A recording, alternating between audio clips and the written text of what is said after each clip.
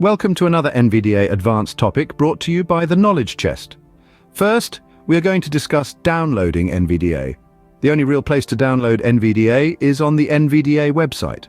Once you have navigated to the website with your web browser, use the elements list covered in a previous section to find the download link and hit enter. An option will be presented where you can donate an amount. You can simply choose to skip donation this time, then activate the download button. Options will be presented to run or save the program. Depending on what browser is used, Alt plus Shift plus A or Alt plus N may have to be used to get to the run or save button. Some browsers may even run the program automatically once it has been downloaded. The launcher can now be run.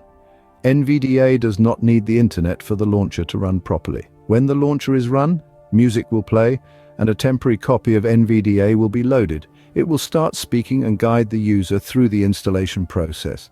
If you have narrator or any other screen reader running, it can be stopped once the NVDA installation starts talking.